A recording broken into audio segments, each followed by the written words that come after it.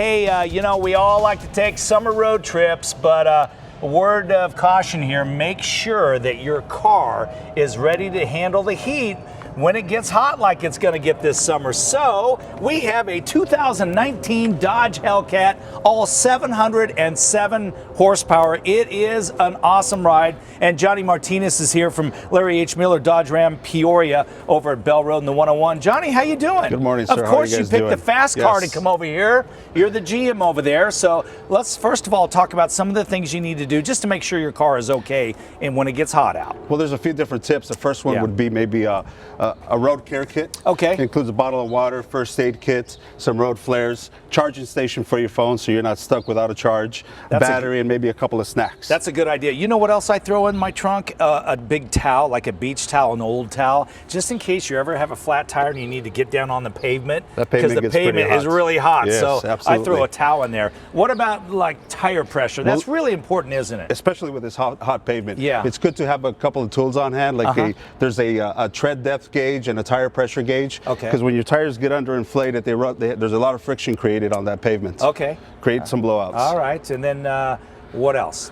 AC checks. AC. So it's good to take it into your local dealer and have the AC checked for, make sure it's loaded up with some Freon and there's no leaks in the system. Right, and then your other fluids as well, like your radiator, of course. You never want to overheat. The new cars they're good about handling the heat, but you just never know. A lot of them are pretty much maintenance free, but it's good to have your engine coolant topped off, your oil, and say for instance your brake fluid and your power steering fluid, so you're not left stuck on the side of the road. Okay, then your battery. I mean, this heat is a killer on batteries, isn't Especially in this environment. Yeah. So it's good to make sure that, one, you get it checked on a regular basis. Number two, that it's tied down and not shifting around, because that friction creates a lot of issues for these batteries here in that's this a good weather. idea. You know, the thing about batteries, my experience anyway, is when they go, it's not like you have, oh, I've got a battery, I can get a couple more weeks. They just go, and all of a sudden, oh no, it won't start. Most opportune movements is when it goes. Yeah, you're right. What does a battery last in this heat? A couple years? On average, 2.5 years. 2.5 years. All right, anything else?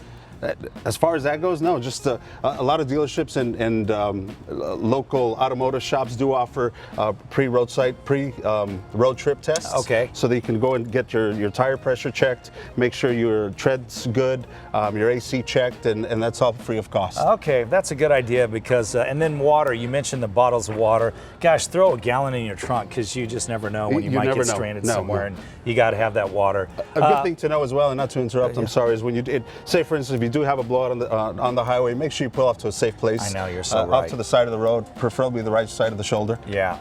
And if you're driving a Dodge Hellcat like this that goes 202 miles an hour, I think, or something, keep it under the speed limit.